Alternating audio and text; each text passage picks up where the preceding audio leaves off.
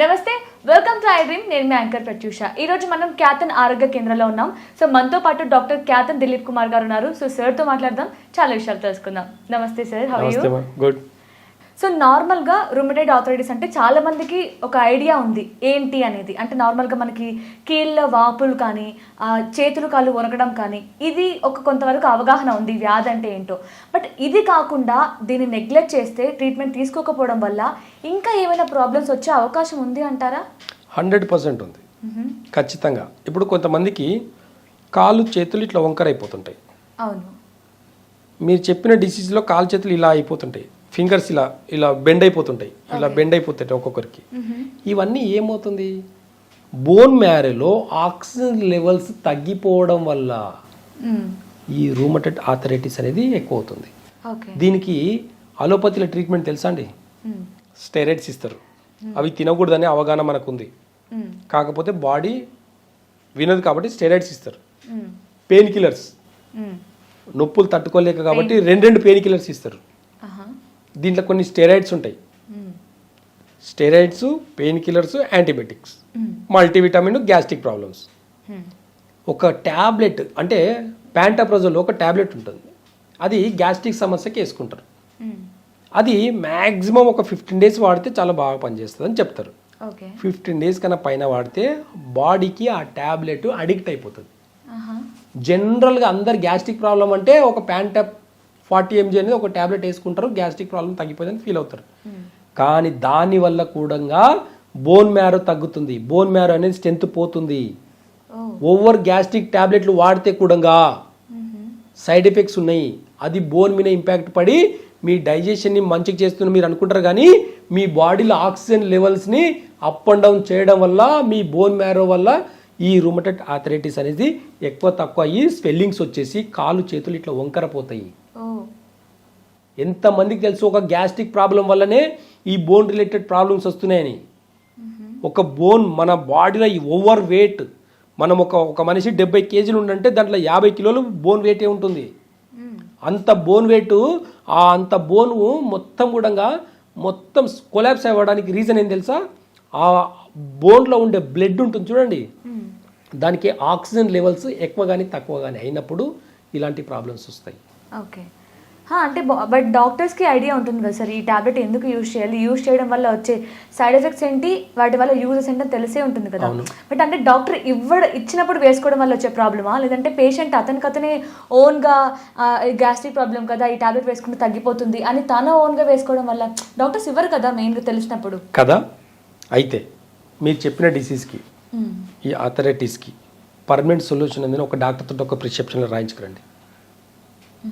ఒక డాక్టర్ దగ్గర ఈ రూమటైడ్ ఆర్థరైటిస్కి పర్మనెంట్ సొల్యూషన్ ఉంది, నేను తగ్గించిన ఒక డాక్టర్ తగ్గించిండ్రు అని చెప్పేసి ఒక పేషెంట్ నా ముందుకు రండి, చూద్దాం. అంటే ఏ నమ్మకంతో అలా ఏ డాక్టర్ చేయలేదు? నేను మెడికల్ ఫీల్డ్లో 25 సంవత్సరాల నుంచి ఉన్నా. ఈ రూమటైడ్ ఆర్థరైటిస్కి పర్మనెంట్గా తగ్గింది అని నేను ఒక పేషెంట్ని కూడా చూడలే. ప్రాబ్లమ్స్ వాళ్ళు పెంచుకున్నారే తప్ప, డోసేజ్ కూడా పెంచుకుంటా పోయినారు తప్ప తగ్గించుకున్న వాళ్ళు లేరు. రీజన్ ఏంటి అంటే వీళ్ళు ఇచ్చే యాంటీబయాటిక్స్, పెయిన్ కిల్లర్స్, మల్టీవిటామిన్స్, గ్యాస్ట్రిక్ ప్రాబ్లమ్స్కి ఇవన్నీ కూడా లాంగ్ టర్మ్లో వాడడం వల్ల వచ్చే సమస్యలు మీ బోన్ మ్యారో తగ్గడం వల్ల ఈ డోసెస్ని పెంచుకుంటా పోయిన రోజులే తప్ప తగ్గించిన రోజులు లేవు.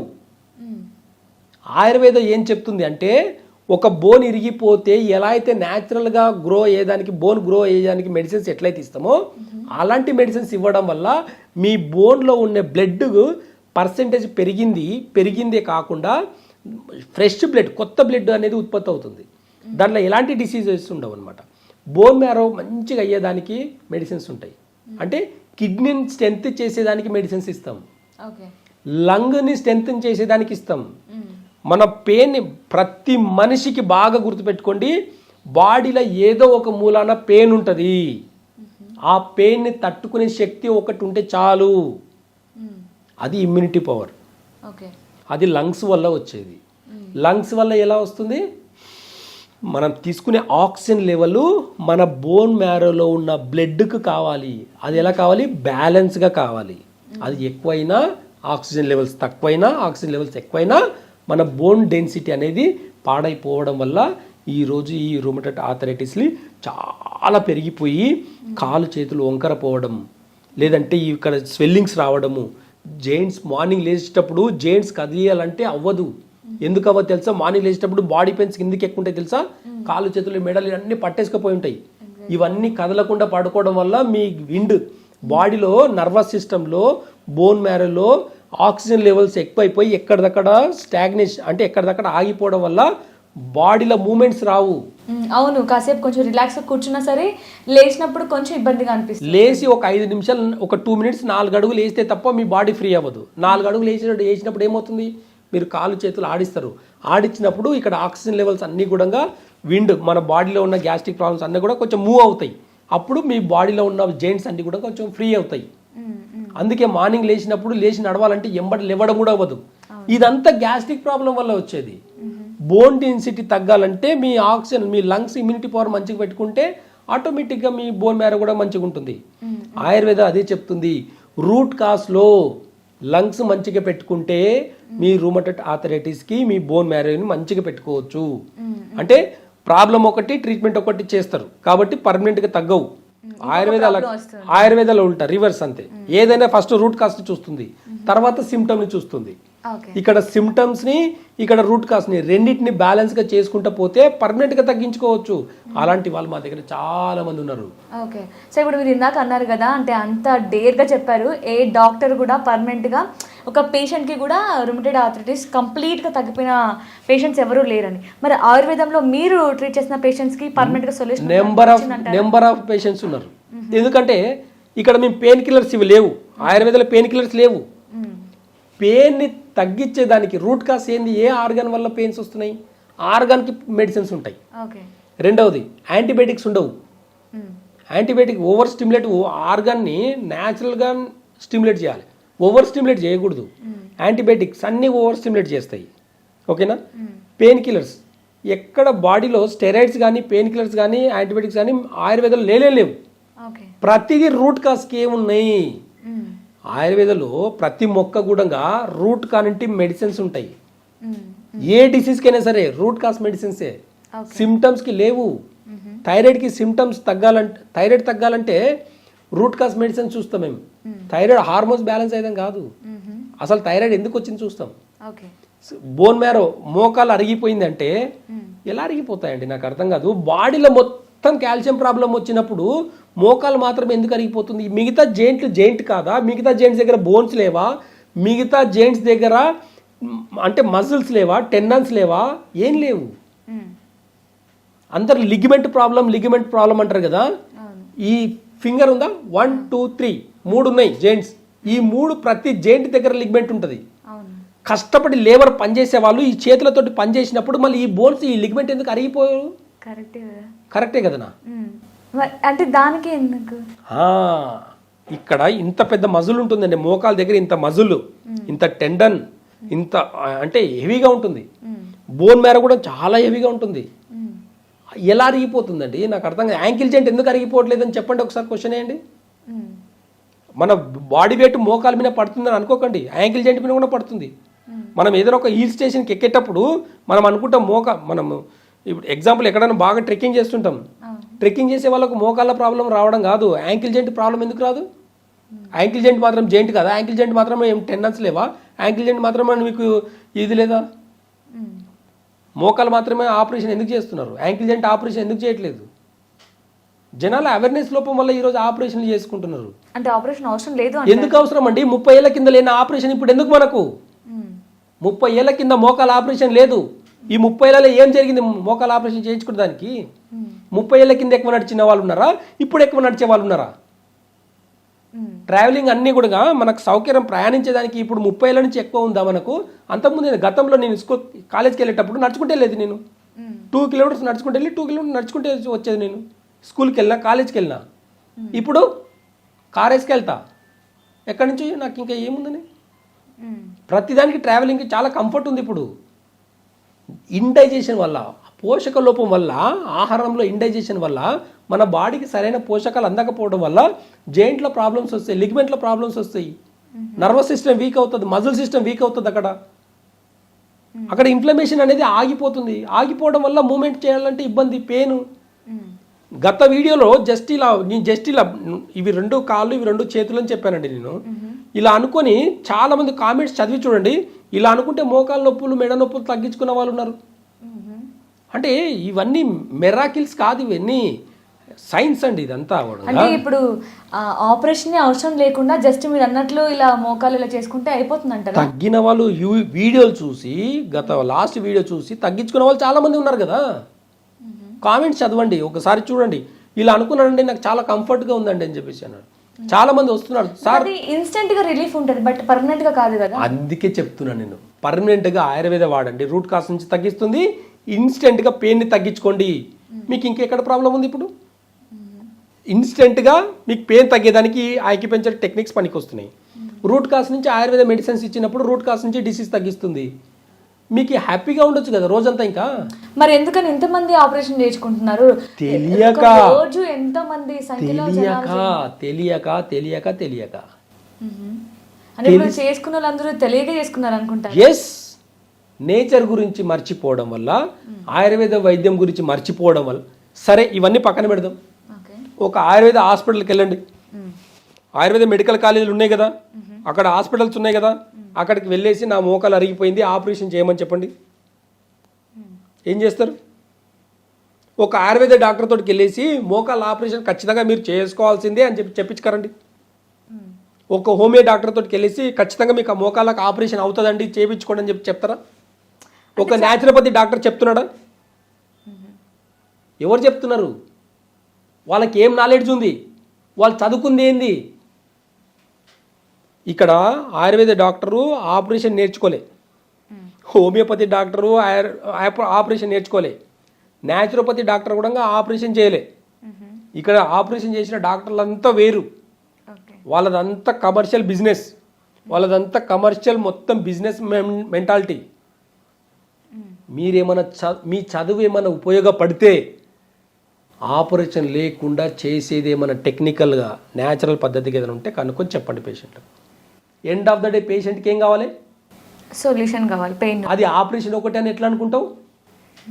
బట్ అది తొందరగా వస్తుంది కదా అంటే ఎక్కువ రోజులు. ఇప్పుడు నార్మల్గా అంటారు ఆయుర్వేదంలో ఎక్కువ రోజులు మనం మెడిసిన్ తీసుకుంటేనే కొంచెం లాంగ్ టర్మ్ లో రిజల్ట్ వస్తుందని చాలా మంది ఆయుర్వేద డాక్టర్స్ కూడా చెప్తున్నారు కదా. రైట్, నేను కూడా చెప్తా. మెడిసిన్ నేను కూడా చెప్తా 3 months మెడిసిన్స్ వాడి 3 months పత్యం చేసుకొని మెడిసిన్స్ వాడితే తగ్గుతుందని చెప్తా.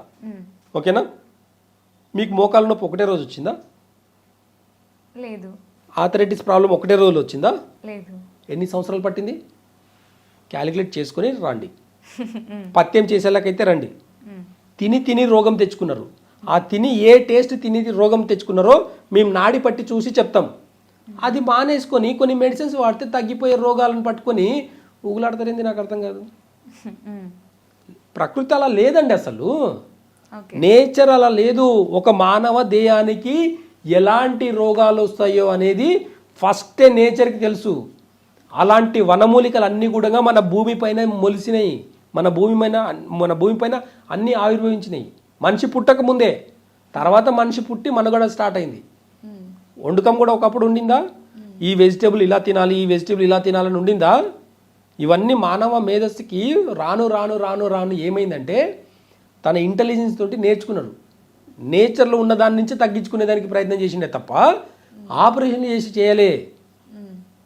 కాబట్టి రూట్ కాస్లో ప్రతిదానికి స్టెరాయిడ్స్, ప్రతిదానికి పెయిన్ కిల్లర్స్, ప్రతిదానికి యాంటీబయాటిక్స్ అవసరం లేదు. ఆపరేషన్లు అన్న పదం అసలే అవసరం లేదు. కాబట్టి ప్రకృతి వైపు చూడండి, ప్రకృతి వైద్యం ఏందో తెలుసుకోండి, న్యాచురల్గా ఎలా తగ్గించుకోవాలనేది నేర్చుకోండి కొంచెము. అప్పుడు తెలుస్తుంది దాని విలువ ఏంటో. అంతే తప్ప ప్రతిదీ ఆపరేషన్ సొల్యూషన్ కాదు. ఒక్కవేళ ఆపరేషన్ అయిన తర్వాత మళ్ళీ నొప్పి వస్తే భగవంతుడు రావాలి మీకోసం ఆపరేషన్ చేసేదానికి, ఇంకొక ఆపరేషన్ చేసేదానికి. నా దగ్గరికి అలాంటి వాళ్ళు కూడా వస్తారు. మోకాళ్ళ ఆపరేషన్ చేసుకొని మళ్ళీ మోకాళ్ళ ఆపరేషన్ వచ్చిందండి ఏం చేయమంటారంటే ఒక్క నిమిషం ఉండండి భగవంతుని మాట్లాడి అడిగి చెప్తా అని చెప్తా. అడిగి కూడా ఏం చెప్తాను తెలుసా? ప్రకృతి వైద్యం కూడా కొంచెం ఉందమ్మా, అక్కడ ఉన్న మజిల్స్ కొంచెం మళ్ళీ వీక్ అయినాయి, అందుకే నొప్పి వస్తుంది, మీ మోచిప్పలు మార్చినా సరే మీ మజిల్స్ని మార్చలేకపోయినరు, మీ టెండెన్సీస్ని మార్చలేకపోయినరు, కాబట్టి వాటిని స్ట్రెంథన్ చేసుకుంటే మీ నొప్పులు తగ్గుతాయని చెప్పేసి ప్రకృతి వైద్యం మళ్ళీ రాసిస్తాను. కాబట్టి అలాంటి వాళ్ళు కూడా తగ్గించుకున్న రోజులు ఉన్నాయి మాకు. ఓకే, సో ఇప్పుడు మెయిన్గా రుమటైడ్ ఆర్థరైటిస్ గురించి మళ్ళీ మనం మాట్లాడితే, వీళ్ళ ట్రీట్మెంట్ కానీ దాని గురించి కేర్ కానీ తీసుకోకపోవడం వల్ల నెగ్లెక్ట్ చేస్తే గుండెకి ఈవెన్ ఐకి కూడా ఎఫెక్ట్ అవుతుందని విన్నాను. సో దాని గురించి ఒకసారి ఎక్స్ప్లెయిన్ చేస్తారా? అయితే ఇక్కడ ప్రధానంగా రుమటైడ్ ఆర్థరైటిస్లో బ్లడ్ అనేది ఇన్ఫ్లమేటింగ్ అనేది పెరిగిపోతుంటుంది.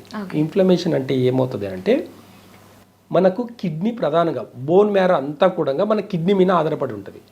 కిడ్నీ ఎందుకనంటే బ్లడ్ ప్యూరిఫై చేసేది, బ్లడ్ ప్యూరిఫై చేసి బోన్ మ్యారోని మంచిగా పెట్టుకునే దానికి పనికి వస్తుంది.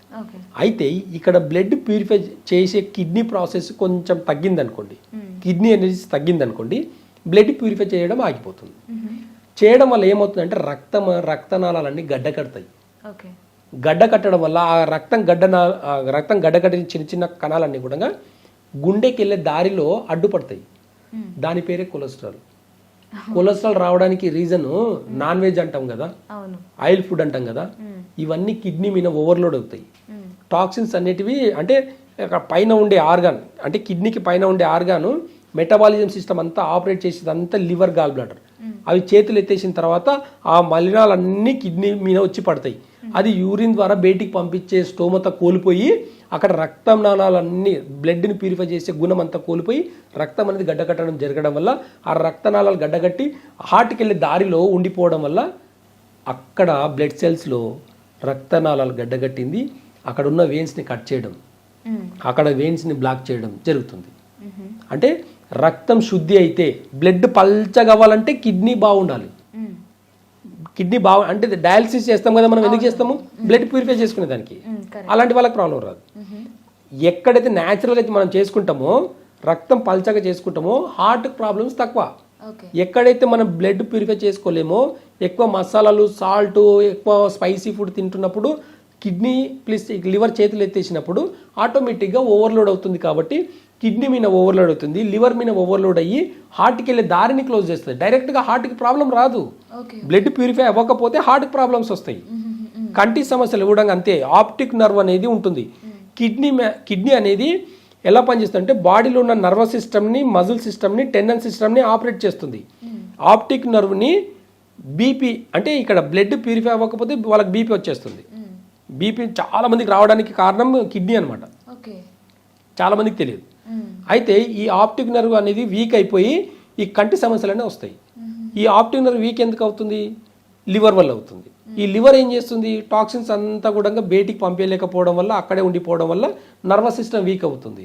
అక్కడ రక్తనాళాలన్నీ గడ్డగట్టడం వల్ల కంటి చూపు మీద ఎఫెక్ట్ పడుతుంది. బాడీలో రక్తం అనేది వాటర్ లాగా ఉంది అంటే ఎలాంటి డిసీజ్ లేదు. ఇది రూట్ కాజ్. కాబట్టి రూట్ కాజ్ గురించి ఆలోచిస్తే ఎలాంటి డిసీజ్ లేవు. ఎలాంటి డిసీజ్నైనా చాలా సులువుగా తగ్గించుకునే దానికి బాడీలో ప్రధానంగా ఫస్ట్ డైజెషన్ సిస్టమ్ని ఇంప్రూవ్ చేసుకొని దాని తర్వాత ఎలాంటి మెడిసిన్స్ వాడినా ఇచ్చిన ప్రతి మెడిసిన్ కూడా జీర్ణశక్తి ద్వారా మన బాడీలో అబ్జర్వ్ అవుతుంది. అప్పుడు ఆటోమేటిక్గా రూట్ కాజ్ నుంచి అన్ని డిసీజ్ తగ్గించుకునే గుణం ఒక ఆయుర్వేదం మాత్రమే ఉంది అని చెప్పేసి ఖచ్చితంగా చెప్పొచ్చు. యా, సో అంటే ఎలాంటి హెల్త్ ప్రాబ్లం అయినా మీరు రూట్ కాజ్ని మీరు మెయిన్గా టార్గెట్ చేస్తారు.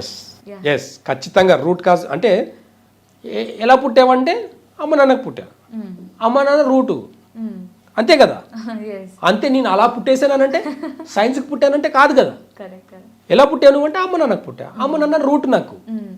కాబట్టి రూట్కి నేను చూడాలి. నువ్వు ఎంత పెద్దగైనా ఢిల్లీకి రాజైనా తల్లికి కొడుకే. ఈ ఒక్క సామెతలు ఎందుకు చెప్పారండి ఇవన్నీ?